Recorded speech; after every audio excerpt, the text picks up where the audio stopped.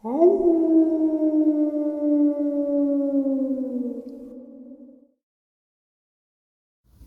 greetings and salutations, everyone. I hope everyone is doing well today. Today, I have a subscriber interview. This subscriber is out of Pennsylvania.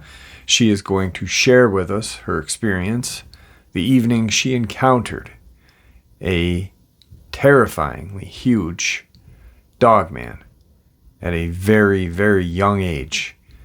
And this encounter haunted her for the rest of her life. Before we get into it, a couple links. As you all know, I rely on Patreon, PayPal, channel membership, and the merch to help the channel to continue to grow and go. Links to Patreon and PayPal are in the description below. Merch displayed directly under the video.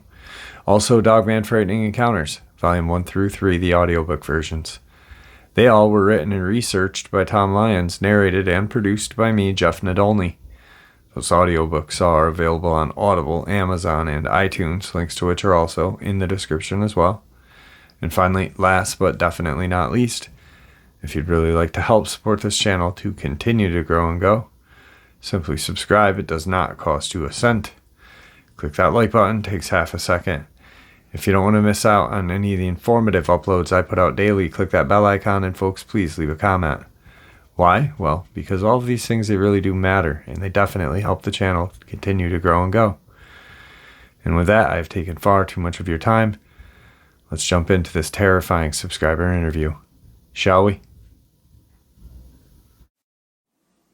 All right, so tonight I have Trista with us, and she is from PA. How are you doing tonight? I'm well. How are you? I'm very well. Thank you for taking some time out of your night to share with me. You've got two pretty creepy encounters that you've had happen to you. I appreciate you coming on and sharing them with us. I'm going to turn the floor over to you so you can share those with us. And Okay. if I have any questions, I'll just interrupt briefly. All right. That works. Okay. So I'm from PA. I grew up in PA. And when I was younger, because I lived in like a valley, so there were lots of fields, lots of farms, lots of woods. We were surrounded by mountains.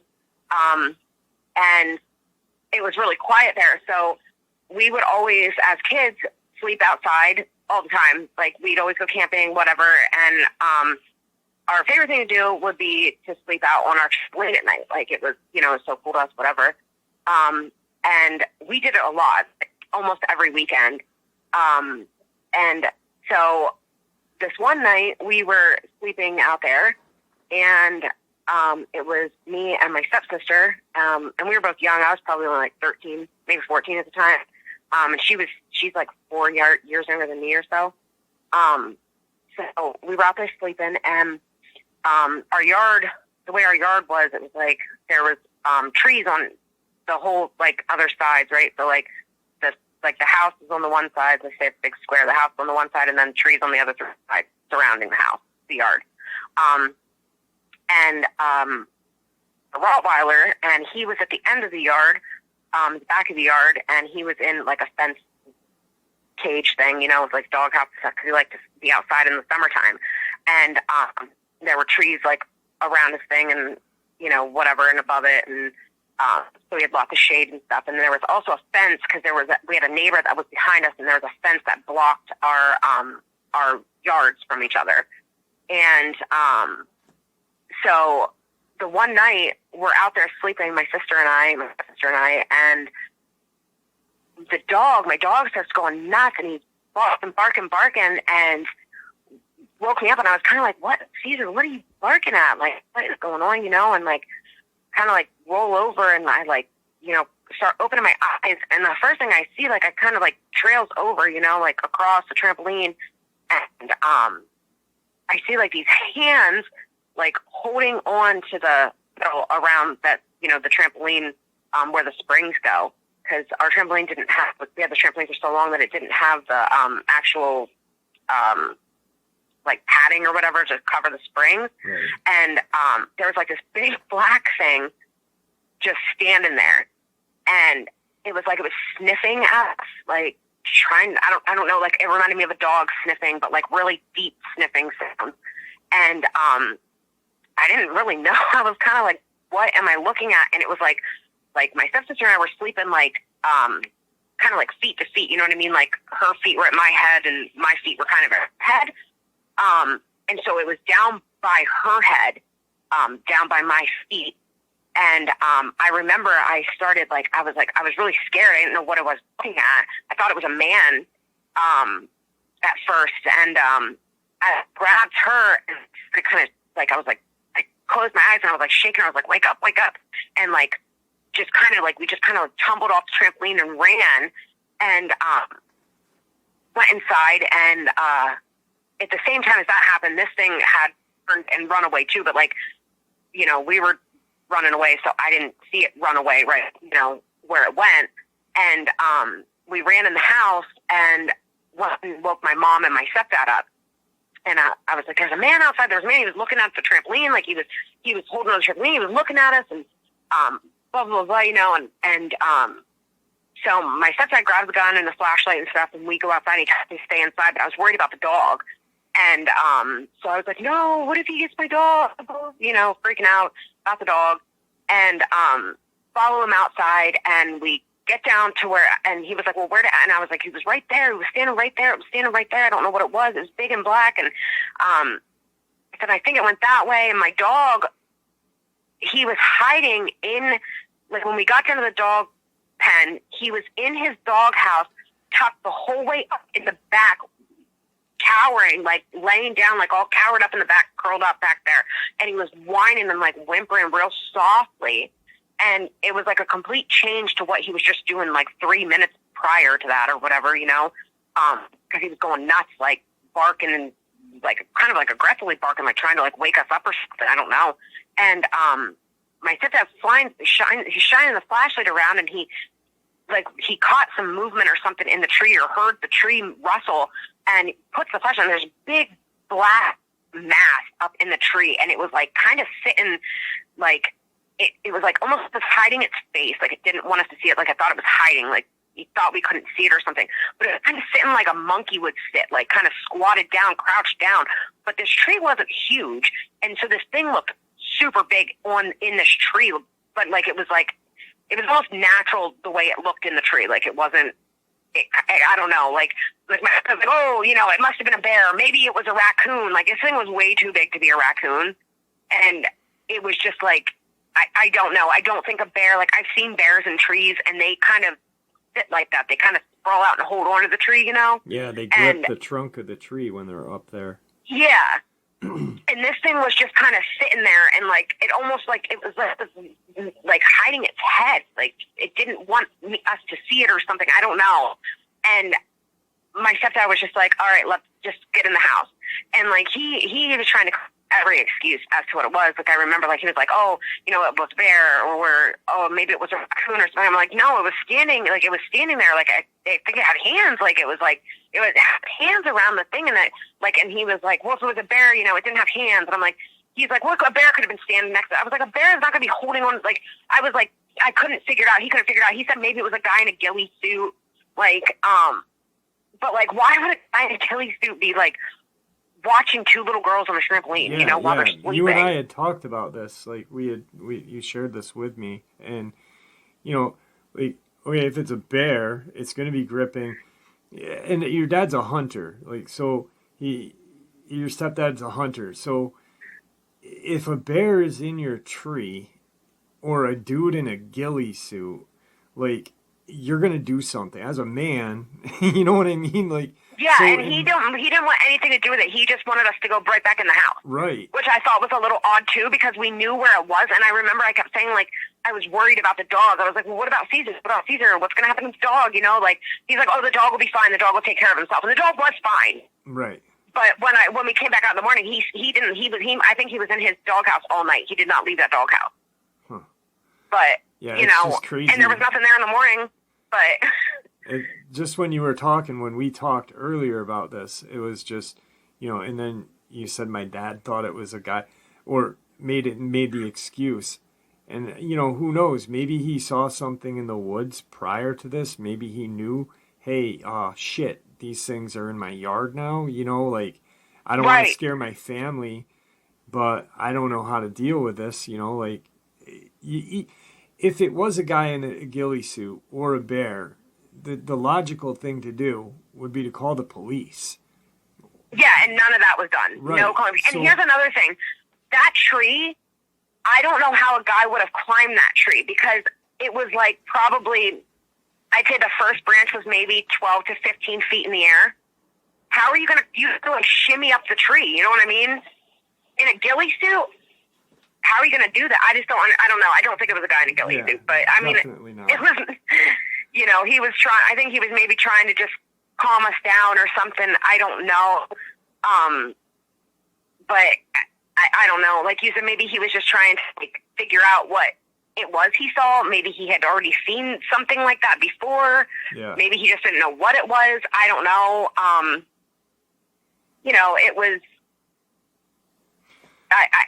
it was something that I think I repressed for a really long time. I didn't talk about it. I didn't tell anybody about it. And then, like I heard a story, and it kind of just brought everything back. And then I even like had to verify with my mom to like, hey, did this really happen? Because I was like, did I make it up? Did I dream this or something? You know, like your mind plays tricks on you. And I was like, no, I remember that night. I remember, you know, you guys being terrified and him going out with a gun and you following him out, and him saying it was probably just a bear, or, you know, maybe I saw a person, or, you know, like, right. You know, there was no answer to it. And my mom was like, she was like, you know, I kind of then didn't think anything of it, you know, and then until recently when I brought it back up, and then she was like putting two to two together, and she was like, what if you saw something that, you know, you shouldn't have, basically. Right. Yeah. Like, yeah. I think like, you know, like your mom and you suppressed it.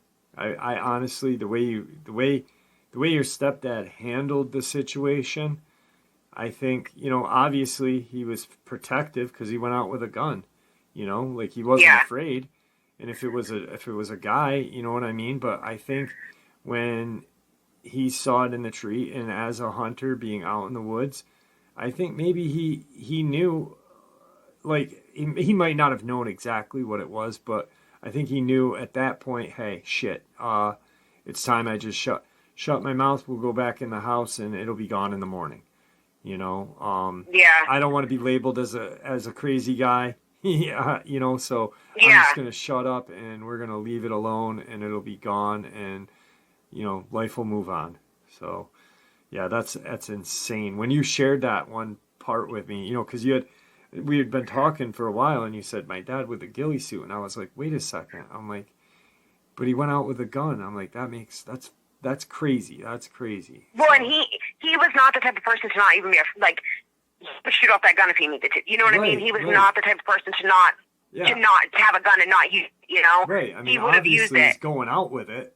He's going to use it. You know, he's not afraid to take it outside. So, you know, it's just, I think, in my opinion of the whole thing, I think that he kind of had an inkling of, not that it was a Dogman or whatever, but he knew something was not right, and I think he just wanted to close the door and, you know, kind of leave it be, you know, and let's leave it be and just forget about it, because that's what, as adults tend to do shit like that, you know. We just and we didn't sleep out on the trampoline anymore after that. That was the end of that. We never did that anymore. That was the end of that, you know.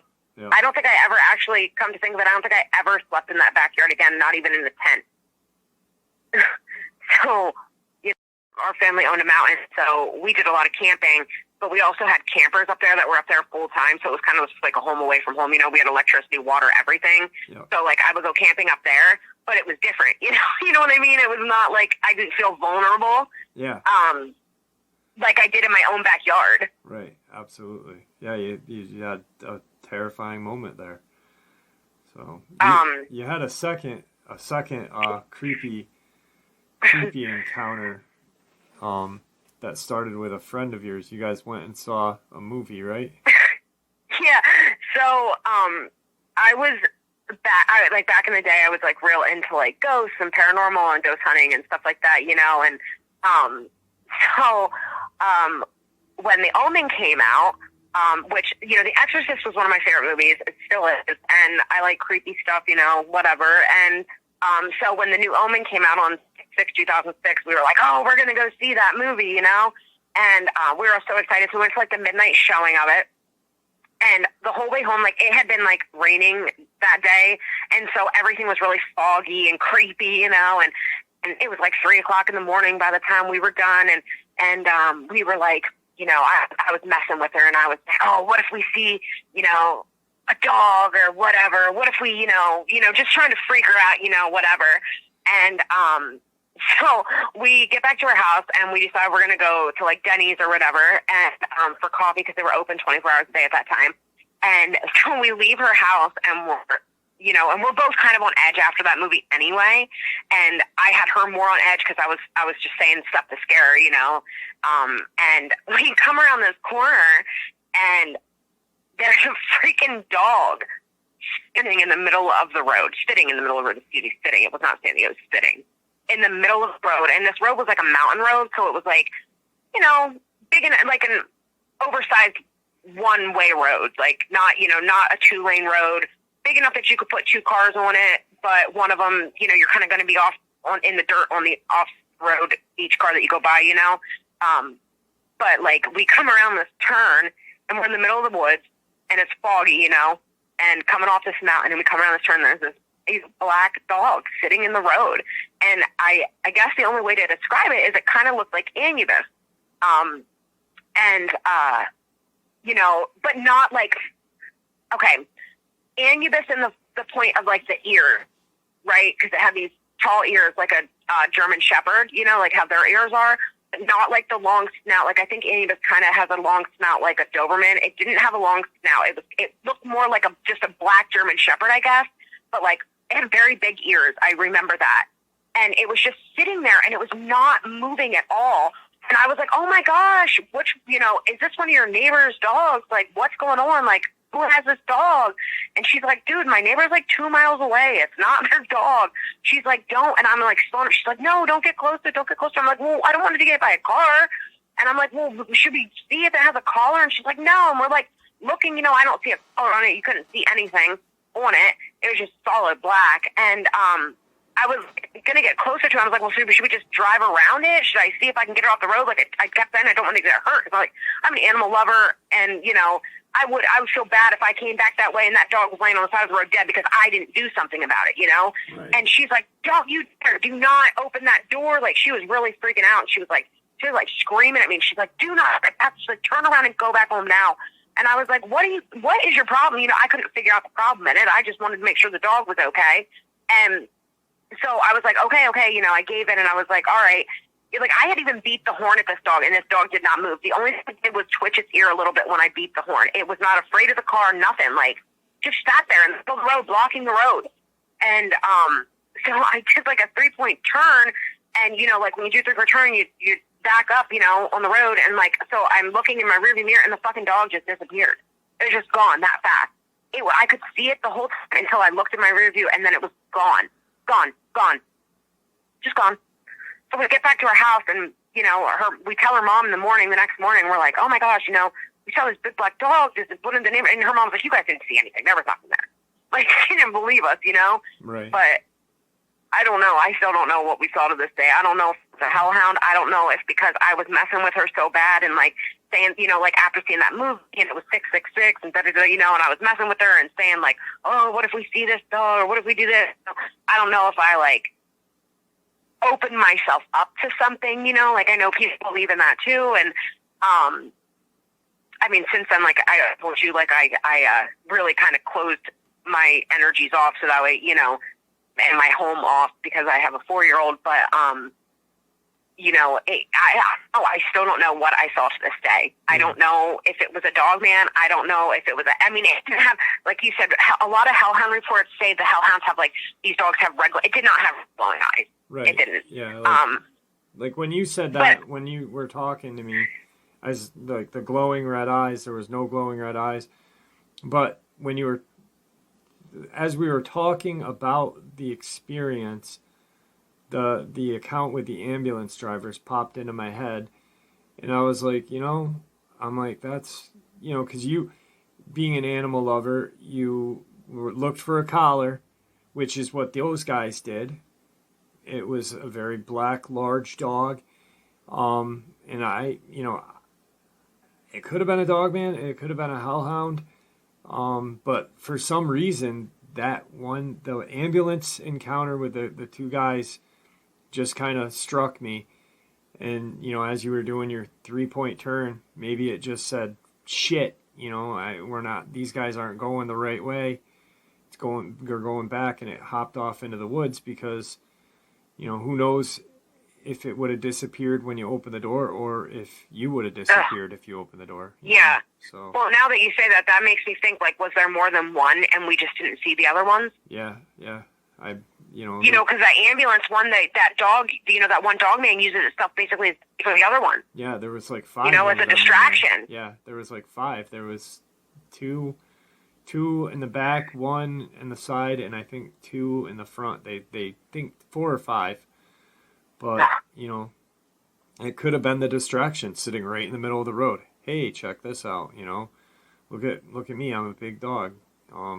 Yeah.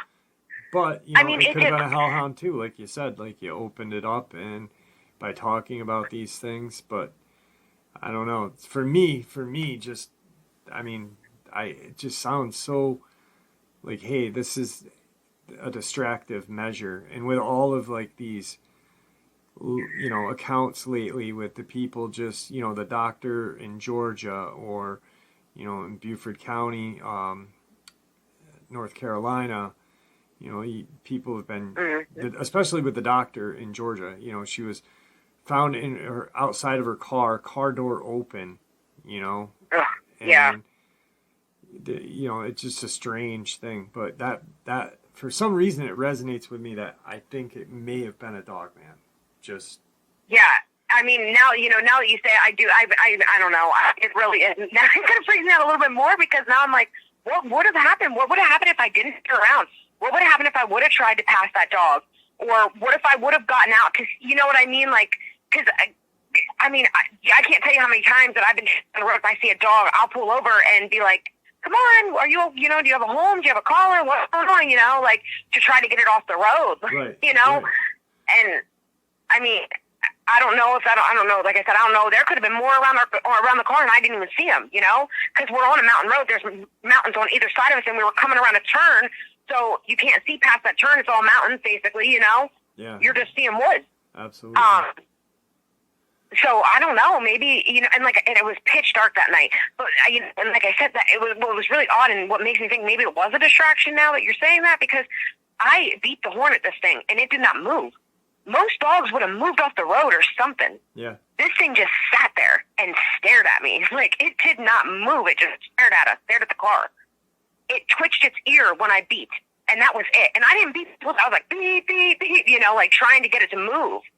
And it was not going anywhere until I turned around, and then it was gone. And it was gone. And, like, I feel like it was like a split second. Like, I didn't look. I saw it, turned, went to look out the other mirror, and it was gone. Like, that fast. Yeah. Well, like one half off the road or something. Like you said, it was a small road. Mountain roads are usually like 1.5 lane roads, or 1 3/4. They're not a full 2 lane. And a Dogman, all these accounts of Dogmen, hopping over 2 lane, 4 lane roads in 2 jumps, a small road like that in the middle of it isn't going to be much for something like that, So yeah, when I turned, he probably could have just got up and hopped one hop, and he was already in the woods. Yeah, and you're not going to see anything after that. It being pitch black out as well. So yeah, and it was so foggy that night. Like, I think if I wouldn't have been on a mountain road, I probably would have been like a twisty turny road. I probably would have been going a lot faster. But because of it being a twisty turny road, I wasn't going as fast. And I don't think like how foggy it was. Had I not been going slow, I probably would have hit it. It would have been, you know what I mean? Like, it would have been so late by the time I got to it. It would, you know what I mean? I don't know. Like, it was so foggy that night because it had rained. It was humid, and in the mountains. You know, it was just very foggy. I remember that too. And like, it just being so foggy. And once, when my headlights, my high beams could see it, you know, or maybe, no, I think I had my low beams on because of the fog. I don't know. But whenever my headlights hit it, that's when I saw it and stopped. You know, it wasn't like my head, you know, we came around the corner and as we're starting to drive it was right there, you know? Right. Like in a spot where I feel like you would have to stop or you were going to hit it, you know, like any car coming around that corner. And you know, here's the thing. The way that road is when you come around that corner where that dog was, it's a hill going down. So a car coming up would have had to stop because right there's the dog, and a car coming my way, the way I was going, had to stop because there's the dog. You know what I mean? Like, so it was in like a perfect spot to stop people. Yeah, absolutely. Yeah. I mean, it's crazy how you just take the time to, you know, you have something very strange happen, and you know, like it could have been, very well, it could have been a hellhound, like you said at first. But then you start to look at the situation and kind of really that, you know, just stop and get a whole different perspective. It makes a little more sense sometimes. So, I mean, yeah, who knows? It's because I would have never thought of that. Yep. Yeah, and how you described it, its hair was not, you know, shaggy, but it was, you know, and like I said to you, that all dogmen don't look alike. There's different, you know, they have different characteristics, like human beings, you know, just because one is a different, you know, they're very different. So there's been multiple different colored eyes. You know, it could have had black eyes, like the first one. Well, whatever I saw on the trampoline, yeah, that thing, it had to have had black eyes because you couldn't see its eyes at all. It was like a big black mask, basically, just dark, you know? And this one, there was no eye shine to it at all. I saw it because, you know, my lights hit it, and there is this dog. And, like, the thing I remember most about this dog was its ears were very much on the top of its head. Yeah. You know what I mean? You know how Anubis's ears are? That's exactly what it reminded me of. Like, very tall, but almost on the top of its head. But looked kind of like a German Shepherd, but not shaggy hair, you know what I mean? Like, almost like a dog, like a beagle's hair, like I explained, you know what I mean? Like, you know how their hair's a little longer, but not like short-haired dogs, you know? Yep. Kind of like that. Like, you could see the texture, kind of, you know, like the hair, the black hair, you could see the hair, but it wasn't like shiny or, you know, or whatever, or grungy looking. It just looked like a dog with hair, you know what I mean? Like a normal dog, just like bigger and weird ears. Yeah. For some reason, it just resonates with me that it could have been, but you will never know, and thank God that you'll never know. You know, that's how you got to look at it. Thank God I'll never know what the heck that was. So. Oh yeah, that's so scary, actually. Yeah, now that I think about it, you know, I think about, like, I'm not even worried about that one. I'm about what was around us. Yeah. Because I'm sure if there was one, there was probably more. Absolutely. But. I appreciate you. Don't hang up. I want to end the interview real quick, but don't hang up. I appreciate you coming on. Okay. Thank you for taking your time. I know it was hard. Thank you for letting me share. No, I know it was hard when we first started talking. Before we did the interview, it was definitely a hard thing for you to share. You haven't really shared it with that many people besides your mom. So I appreciate you just, you know, reaching out and coming on and sharing, and, you know, being able to look at it in a different perspective. Like, hey, this, you know, instead of having your mindset, that was a hellhound, you know. I appreciate that too. Like, well, very good I'm not I'm not any expert, so, you know, I don't know if you can necessarily be an expert, you know, but so, you know, I mean, it's good to hear another point of view, because then it, you know, kind of helps me think about, now I don't have to get, like, I've been mulling this over in my mind for a long time. Yeah. You know, all these things that have happened, and, like, especially, well, I guess, I think, like I said, I think I've regressed some of them. I kind of blocked them all out, and then I was listening to something, and something triggered it, and then I just started, like, thinking about it, and that's all I thought about. Thinking about it every day. Like, am I missing something? Did I see something? You know what I mean? Like, I'd lay down to go to sleep, and kind of an insomniac anyway, so, you know, I'd lay down, and all I'm doing is thinking about these things over and over, like, what happened? What, you know, what was really going on? Right. Yeah. So. Well, all right, don't hang up. Thank you for coming on, and say goodbye to everybody. Goodbye, dog fam. Wow, what an absolutely horrifying encounter. A horrifying set of events. Fighting for your life at such an early age, trying to deal with why your father acted in such a way. Just, it's really just a bad set of events. And I can see why it has haunted this woman for this amount of time. I mean, I think about my experience at least on a daily basis once a day. And it was nowhere near traumatic as this woman's. Guys, thank you for supporting this channel. Your support is what makes this channel so special and what continues to make it grow and go. It is appreciated. Please, everyone, stay safe, happy, healthy, and ever vigilant. Keeping an eye on the children, whether it be our own, our nieces, our nephews, our grandkids, whatever. Keep an eye on them. They are the most precious gift. Our pets, our family, and friends. These creatures are out there. They are real. Share a little bit of information with those that you love and care about, and it may just save their life someday. God bless you all, and have the great rest of your day. Thank you once again.